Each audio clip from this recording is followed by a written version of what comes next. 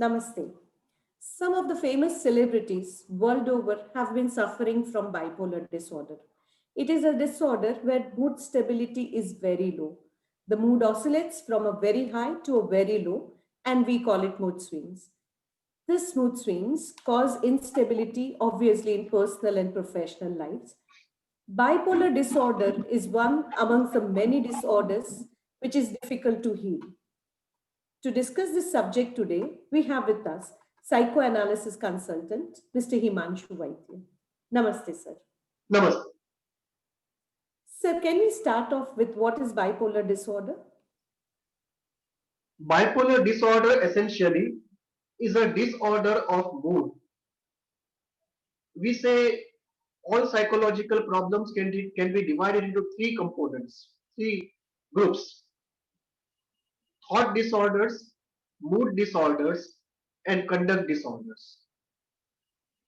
Bipolar disorder essentially is a disorder of mood. And when we say mood, we refer to being depressed or going manic. That is to say, being too sad and too angry and too withdrawn versus being very exuberant, very euphoric, in very, very high spirits, far above normal, and doing things which a normal person doesn't do, what we say the manic mood.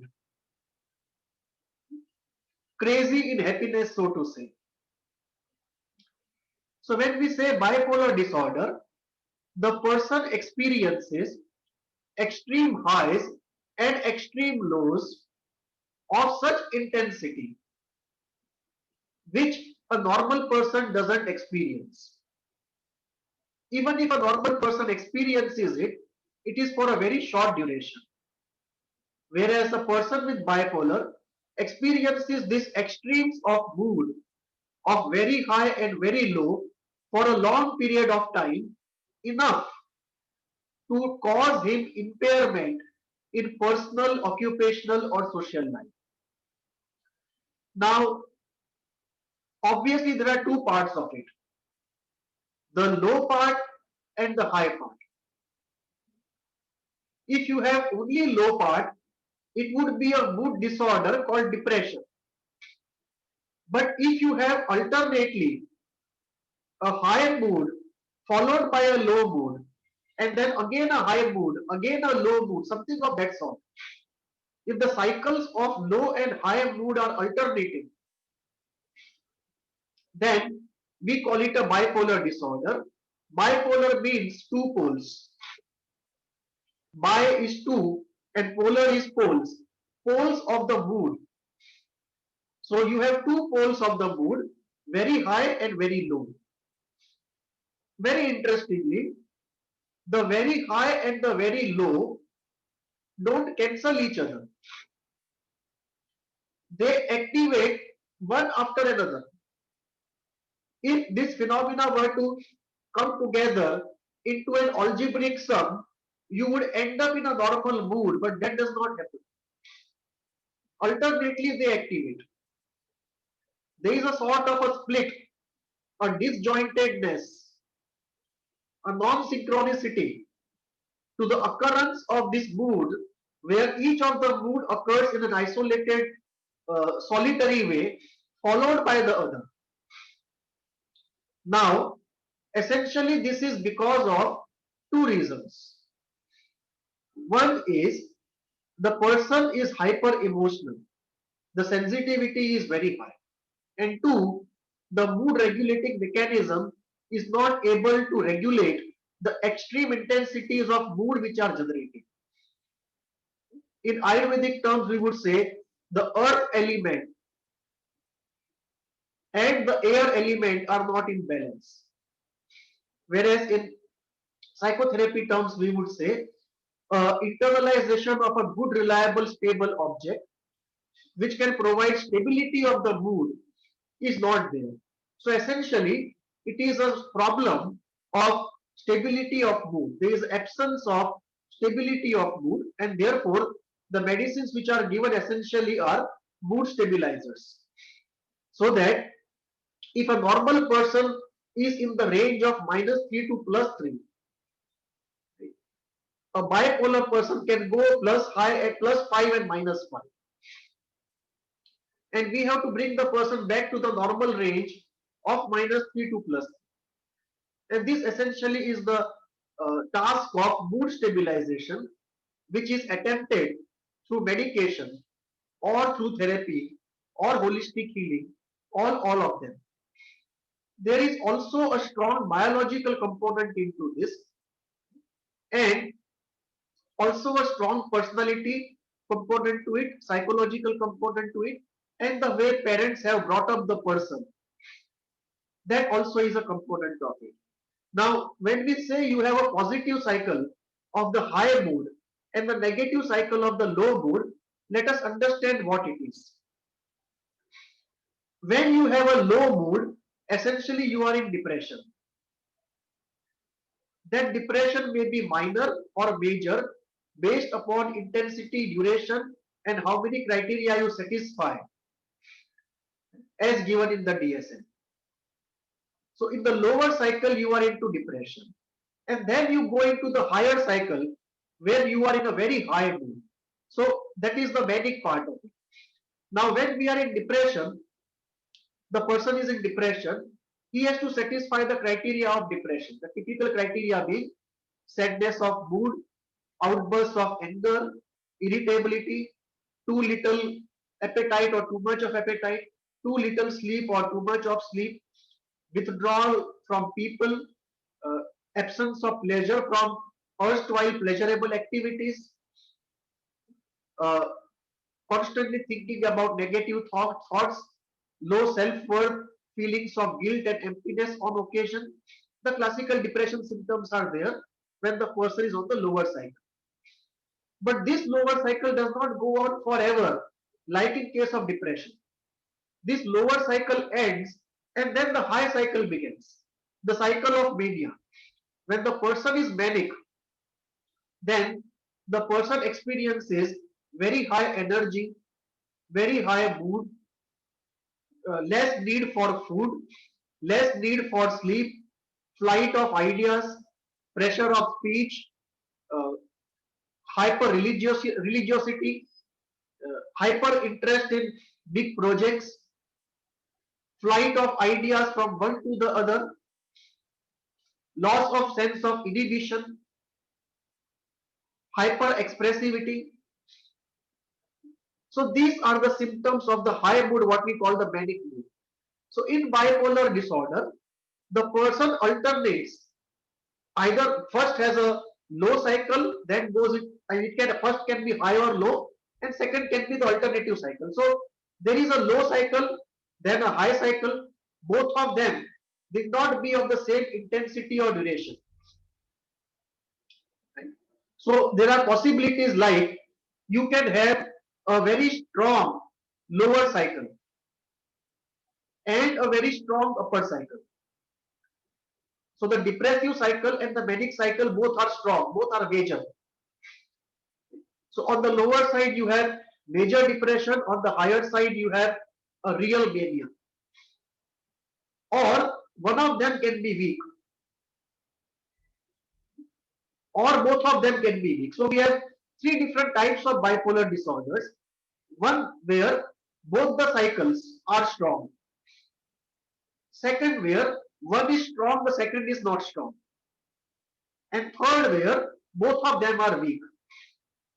So this essentially is a bipolar disorder of mood where the person keeps fluctuating, the mood of the person keeps fluctuating, right, between these two extremes, and the cycles go on. The cycles need not be continuous. You can have end of a depressive cycle, after that nothing happens for some time, and then the manic cycle begins. Or you can have the depressive cycle ending and the manic cycle beginning. So all these possibilities and permutations and combinations play out, but essentially it is an oscillation of mood beyond control, leading to impairment, for which treatment is sought.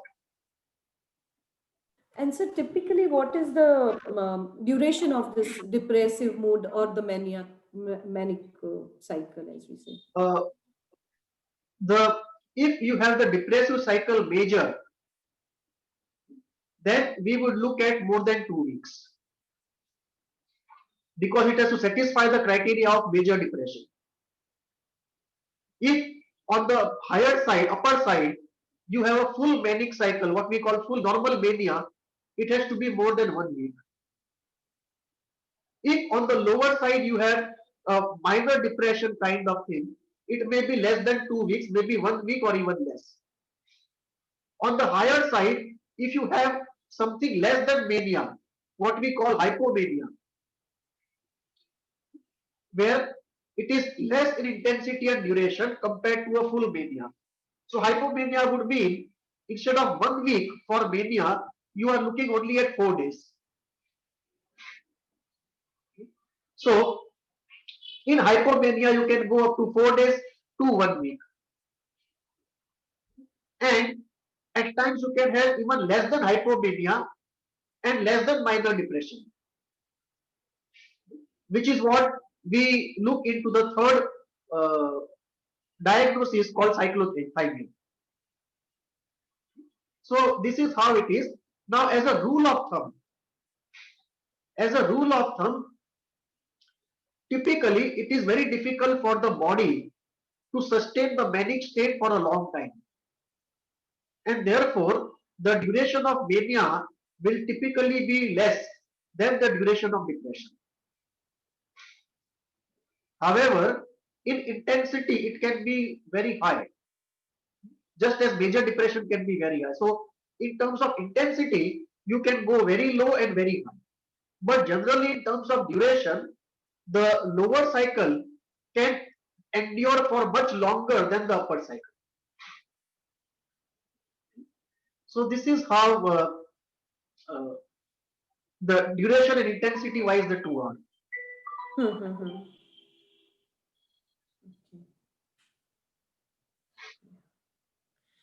And what are the disorders that are covered in this chapter under DSM-5? Uh, from a psychological standpoint, three disorders are very important: bipolar 1, bipolar 2, and cyclothymia. In bipolar 1, you should have at least one major cycle on the higher side and one major cycle on the lower side. At least once a full mania should have happened. Right? It is not necessary that it happens just before the major depressive cycle happens. It may be that the mania episode happened 3 months back, and after that nothing happened. Then you have a hypomanic episode, and then followed by a major depression. Or you may have a major manic cycle followed by a major depressive cycle.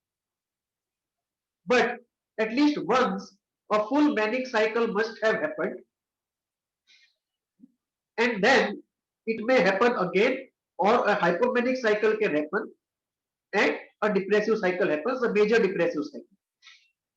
So at least once a full upper cycle and full lower cycle has to be there. Bipolar 1. In bipolar 2, on the upper side, you can have a hypomanic cycle, but on the lower side, you have a full major depressive cycle. And in cyclothymia, both the upper and the lower, both sides, you have a weak cycle.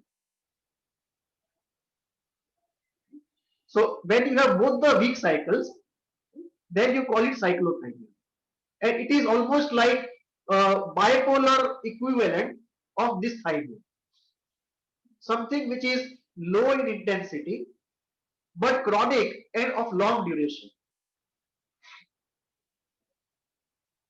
So these are the three entities, disorders that we find in the bipolar chapter.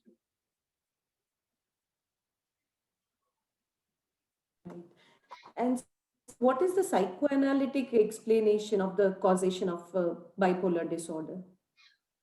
Uh, Psychoanalysis offers a lot of explanations. For Freud, mania was only a release of energy which was bound in depression. So he explained mania as a sudden release of libido from the depressive complex. And the depressive complex he explained, as we saw in depression chapter, because of loss of a ambivalently cathected object with whom the relationship was narcissistic. And essentially depression was because of anger turned inwards. This is how Freud explained. So depression explanation he gave, and he said when the depression energy which is bound in the depression is suddenly released, it goes into mania. So it is just the energy dynamic which causes mania. So less than a psychological dynamic, it was more of a energy regulation dynamic. For Klein, it was different. For Klein, the loss of the good object was depression, and the loss and the gain of the all good object was mania. Because when you get the all good object, the dream and reality become one. And when the dream and reality become one, the happiness knows no bounds, and therefore you have that manic episode. For Kohut, it was the formation of the unhealthy self which was not able to regulate these moods.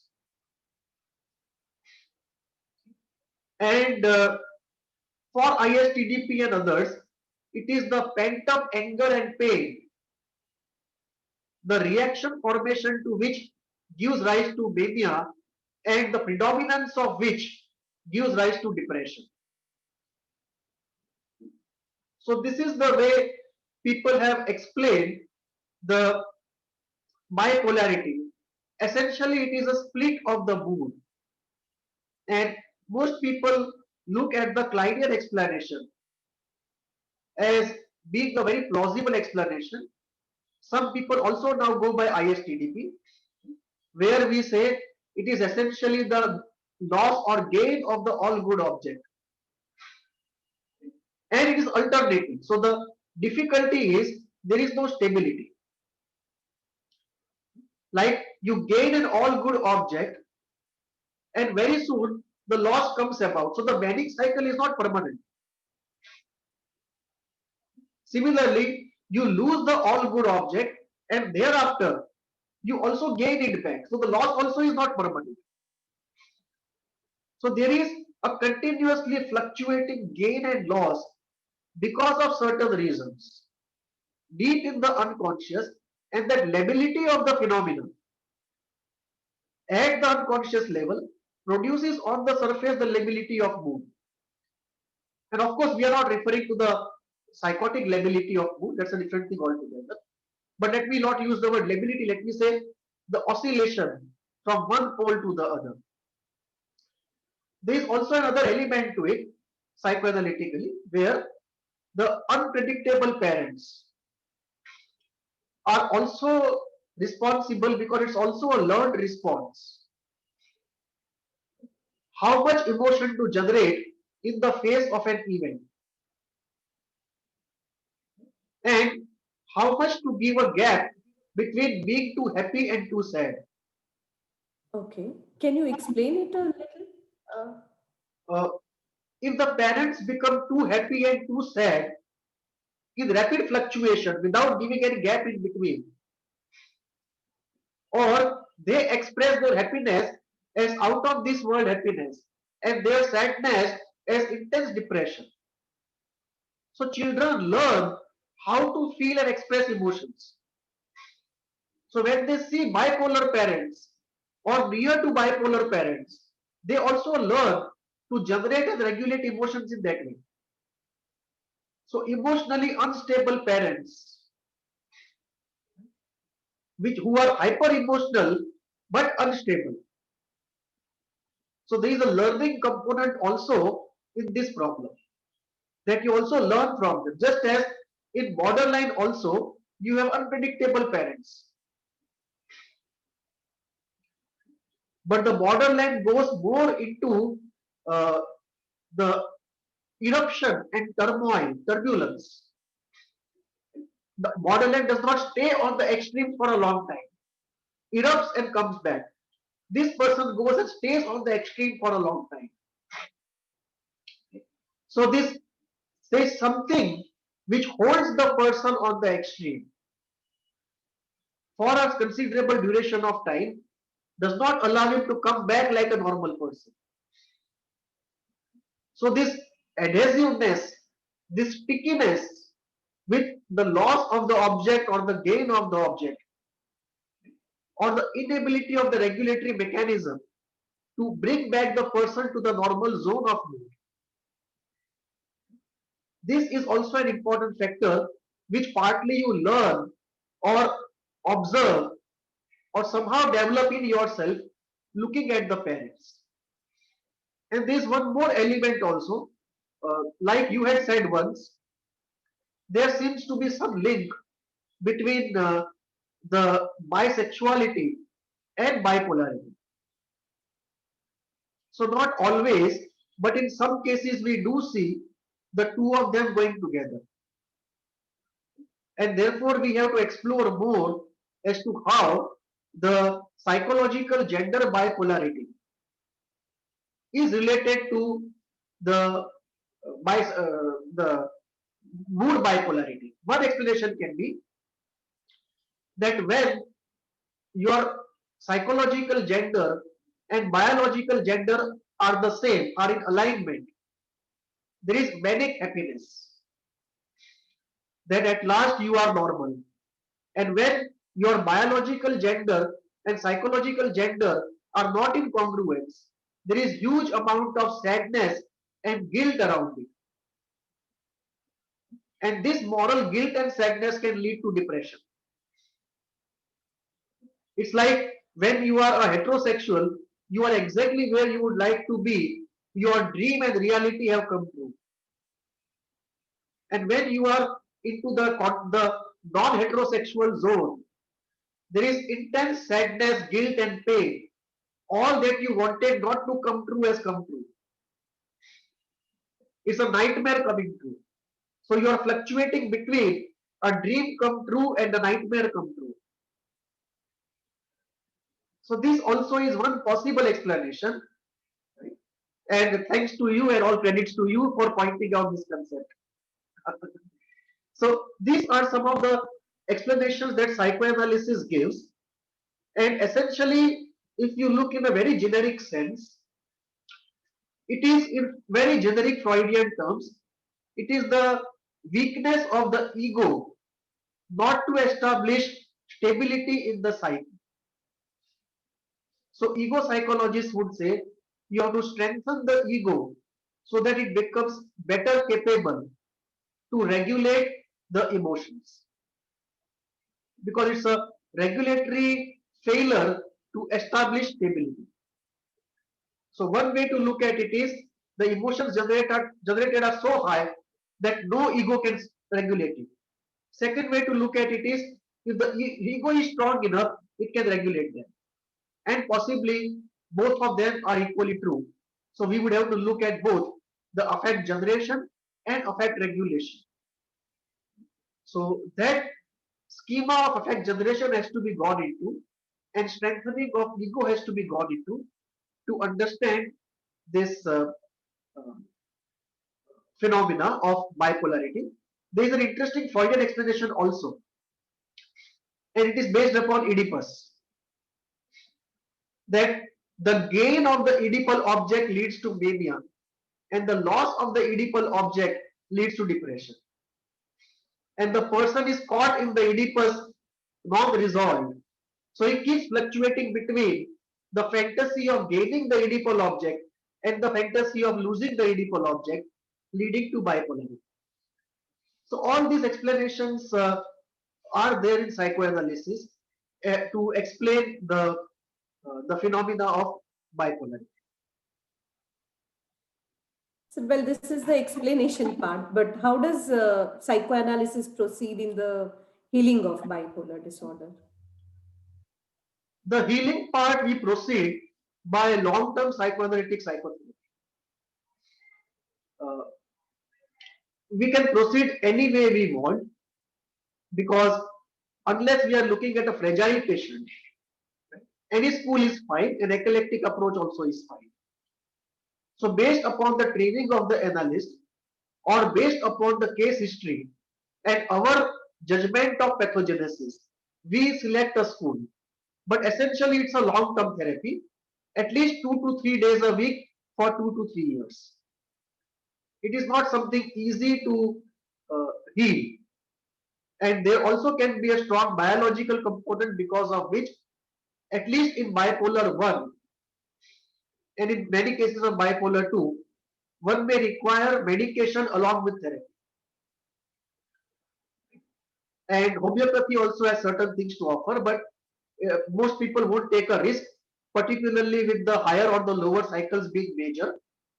So this is a high risk situation where it is better to go for allopathic medication, right, and not to take risk, unless you are very sure that both the cycles are very soft and not strong.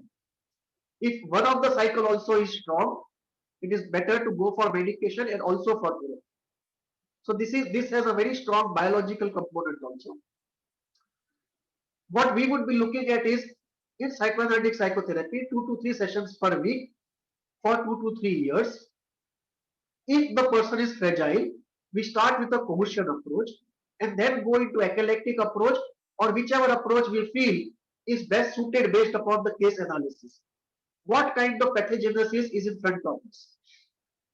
Are we looking at an Oedipal dynamic, or a split object dynamic, or pent up anger dynamic, or a Freudian dynamic of losing a narcissistic object?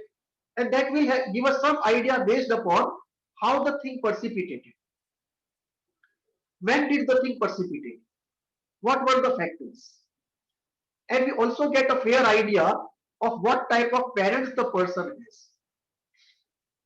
Now, based upon all of this, we look at if the person is fragile, cohesion followed by one school or eclectic school. If the person is not fragile, directly looking at one school or the eclectic school.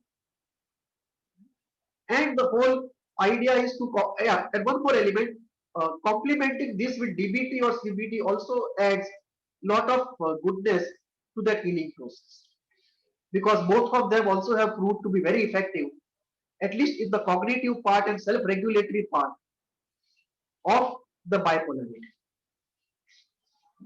And uh, we'll also see those extremes of ups and downs in bipolarity, and we may also see the dynamic of early life object loss. So like in personality disorders, we may see uh, a state of very high pleasure with the good object, followed by a sudden loss of the good object. And the hypersensitivity of the person and the rest of the constitution acts in a way to translate that those two experiences. The first experience of a very good object, followed by a sudden loss of that object and intense pain, and that gets translated into bipolarity. So just as you have a valley junction model for personality disorders, we can also explain bipolarity using the valley junction model. So we would be looking at long-term therapy complemented by CBT or DBT, and if any of the cycle is major, then also psychiatric medication. Cohesion, I guess, sir, is by far the most versatile one, right? To Yes. start off at least. Yes. And then you can decide what school of That's right. psychoanalysis you want to follow. Because the Well, first sir, how task, about, because yeah, the first sorry. task of therapy always is to establish a safe space. Yes, yes. Yeah, sorry, you were saying something. No, I was just asking on the holistic healing part, and how does that play a role in this bipolar disorder? Yeah. So bipolar is, one is allopathic medication, two is psychoanalytic psychotherapy, three is CBT or DBT. This is a very classical combo. And then we come to the holistic healing. Homeopathy makes some good claims about it, and a lot of people have uh, reported good benefits out of it. So homeopathy is one complementing aspect. The second aspect is of Reiki and pranic healing, because in the depressive aspect or in removing the resistance to ego development, they do have certain roles to play. And uh, most of the people in bipolar zone, they have more trouble with the lower cycle than the higher cycle. So essentially we are looking at more of controlling depression and less of mania for a very large group of people. And for them, it is very important that they go for yoga or pranic healing, also involved in some social work, get associated with groups, and practice pranic healing or Reiki, whatever they like. Also, some sort of music. So, this entire spectrum of holistic healing definitely helps the lower cycle. With regard to the upper cycle, one has to develop the spiritual awareness, and DBT does a very good job in that. Many of the observational techniques of the spiritual schools of the East, they also allow you to develop the observational capacity very well, and slowly over a period of time increase affect tolerance and affect control. And all of that is very important in the whatever you can do for the higher cycle. Of course, if the higher cycle becomes very intense, it's a different issue altogether. Then nothing except medication will work. But in softer cases, when you are not in crisis, not in the acute state, over a period of time when we do this holistic healing, we do see improvement in people. Many people report improvement with yoga, pranayam, pranic healing, Reiki, Tai Chi, music therapy, social work, and so on. So I feel there is a very good role for holistic healing to play, and we have lost actually otherwise. Idle therapy, if scientifically one could explain and practice, that could be a very good way of internalizing a good, reliable, stable object. And that is a very important element for the stability of psyche, both in cognitive terms and in mood terms. Okay, right. And sir, how does patient education help in this disorder? It is very important to educate the patient what is happening to him. Otherwise, he gets anxious when the two cycles come and he feels completely loss of control, because his mood is going on its own journey without his consent. And when the cycles happen on their own and he's not able to make out, that creates a separate sort of anxiety and pain. So we have to educate him on what is happening so he does not have anxiety. He can have his do's and don'ts, which is very important. For example, if a businessman has bipolar, and there are many who have, they start thinking about very big projects when they are on a high, the manic cycle. And if they take investment decisions or give advance to somebody, it creates a huge problem. Somebody can put big bets on the stock market when they are on a manic high. You can promise something to somebody. For women, it would be many of them would express their inhibited feelings and call up somebody to say, I love you. And when the manic cycle is over, it becomes extremely embarrassing to defend or look back at what they have done. So, this is a problem which has huge social consequences. So, we have to train the person that as far as possible, when the manic high particularly happens, He does not take decisions or does not communicate decisions, and he is with somebody. So if he does something, somebody else can call up and say the person is not in a good state. Don't take it seriously. We will talk about it later. So the cancellation of the manic adventures is very important. Somebody has to cancel and bring sanity to those manic adventures. So all of this is possible when we train the person to say that whenever you Hmm. feel slightly manic, these are the features, and if you start feeling it, be it somebody, don't do anything, don't do any adventures by yourself. And on the depressive side, seek help. So once intellectually the person knows what is happening to him, he can handle himself much better. He also will be more ready to take regular medications with right education. He will be able to have his own do's and don'ts, what helps and what does not help. He will do things that stabilize him, which may be a routine, which may be food, which may be medication, which may be meditation or medication or being in social company, right? Whatever helps him. So the do's and don'ts are more scientifically experimented out. He does something whereby, if possible, a good, reliable, stable object is internalized, mostly through therapy or by seeking out good parent figures or by being with good people in good work. And lastly, uh, to know that he may be causing trouble to his parents because of this, and therefore how to minimize it. So if he has done something out of bipolarity, he should not hesitate to go to the person and say, I am sorry for this, I did not mean it. Because this is the situation where the consequences of the problem have to be handled socially when the problem subsides. So all of this becomes much easier and efficient if we do adequate psychoeducation. And sir, what about do's and don'ts for the caregivers and the family members, people who accompany them?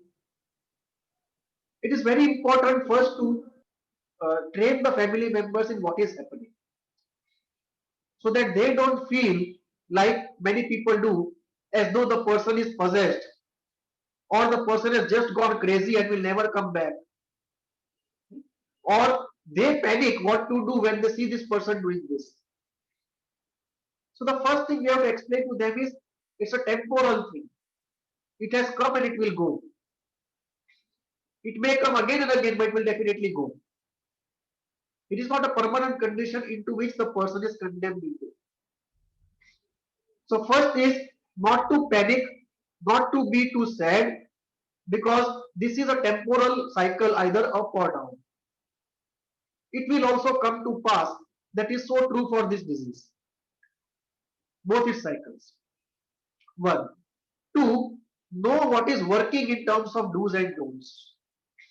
Three, provide as much of emotional stability as possible and remove the triggers which would fluctuate the person from one to the other. Fourth, help the person in keeping medication regular. If possible, add on to homeopathy and holistic healing. Fifth, try to get the person in jobs or in businesses where there would be a second, third person to accompany and help the person when the cycle starts.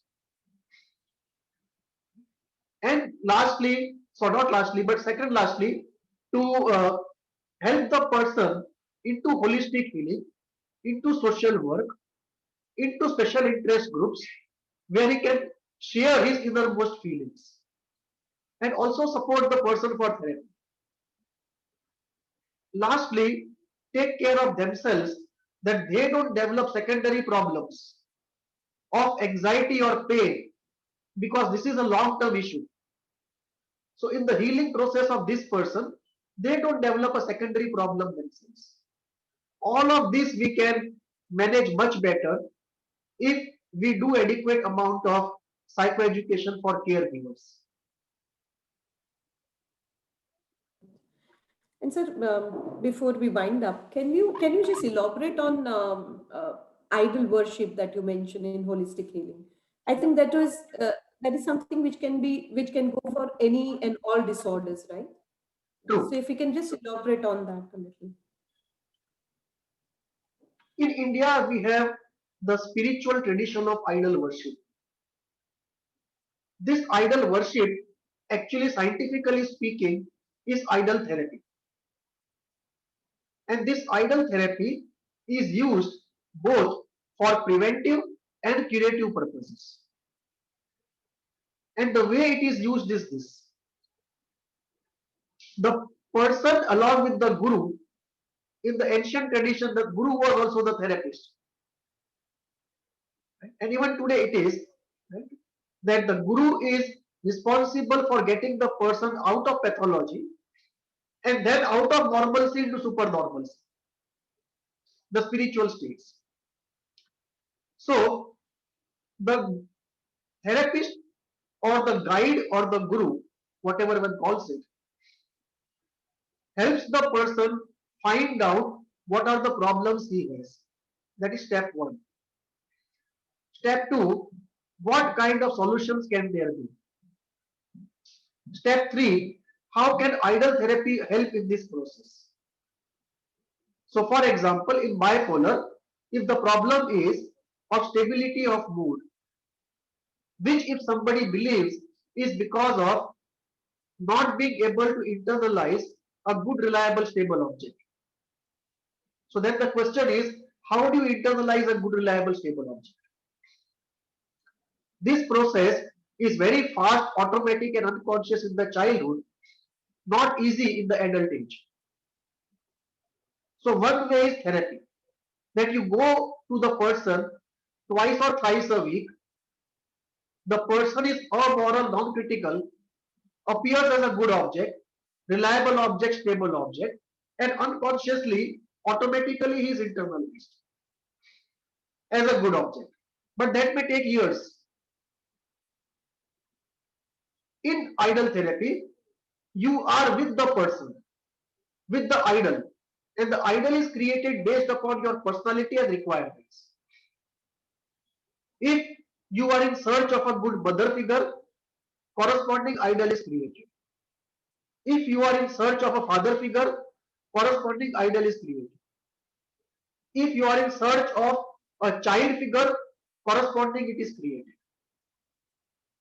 And then we use the principles of what is called presence, contiguity and similarity.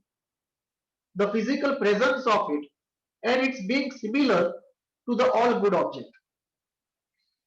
So then once you create the idol, there are stories and mythology around the idol which give a human personality to the idol and endow the idol with lot of qualities which you want to internalize. So once you say this is the idol of God X, or even if not God, this is just the idol of a higher being, a sublime person, whatever.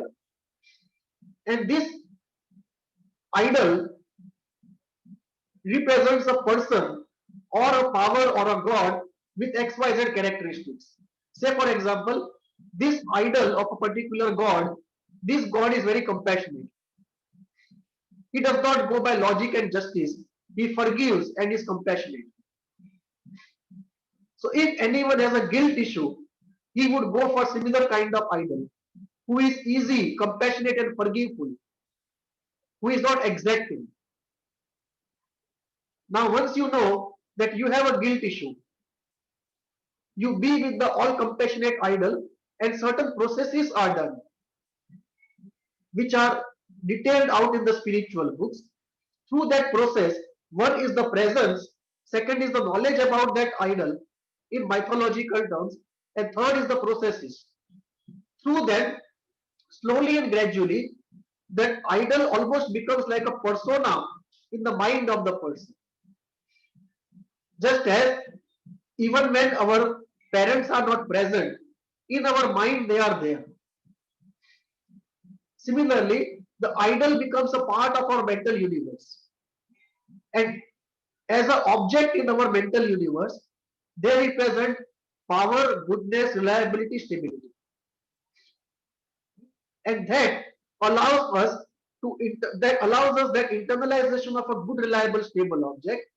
And once that is done, ourself inside our mind can identify with it, become one, and that goodness, that good, reliable, stable elements can become one with us.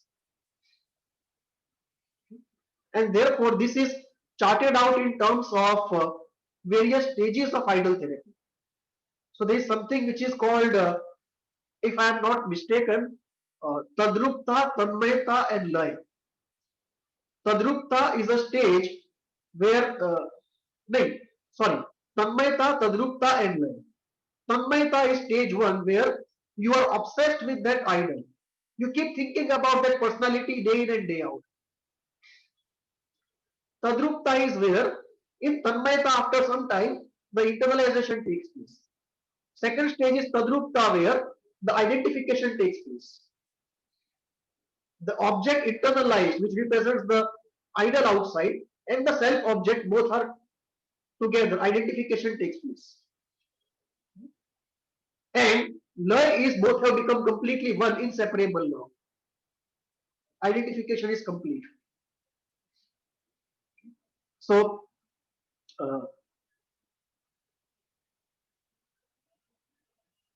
what happens there is after this part is over, the idol is uh, flowed. Idol is what is called Visarjan, reverentially uh, dissolved back into nature. So the separation takes place, and it is clear that the internalization is now forever. It is not that if the idol is removed, the internalization also goes. So what Kohut calls transmuting internalization, that has happened.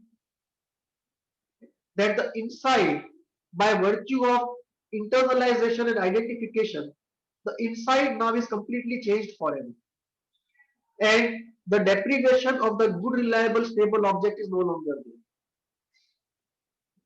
So for pathological purposes, I mean for healing pathology, for developmental purposes and spiritual purposes, and also mystical purposes, idol therapy is a complete science into itself, which we have lost most of it.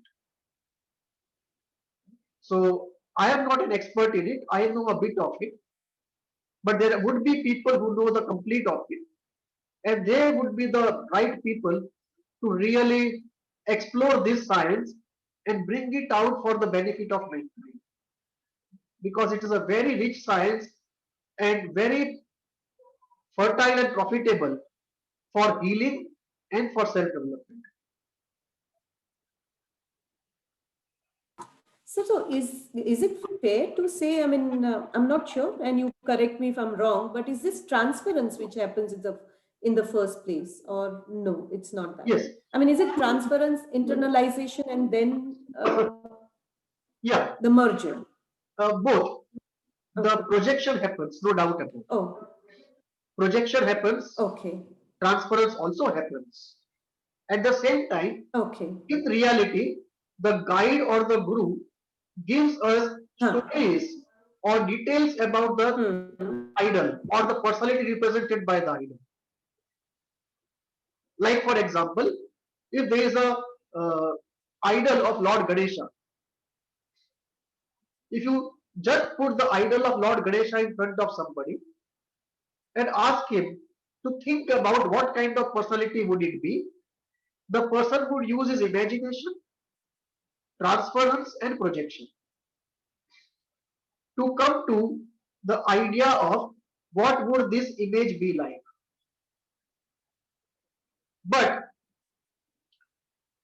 if the guide or the guru also gives you stories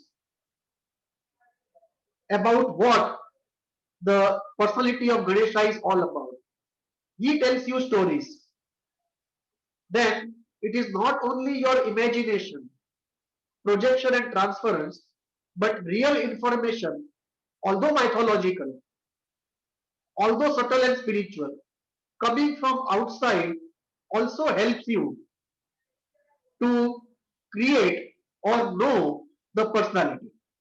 So my knowing Lord Ganesha comes partly from imagination, partly from projection, partly from transference, but also from culture. Culture tells me a lot of stories. So there is information coming out from reality also. Right? It's not only my imagination, projection, and transference. In fact, once the information comes into me, much of my later projection, transference is also colored by what I have got or I have heard in reality. So I think that when we look at idol therapy, all of this is in place.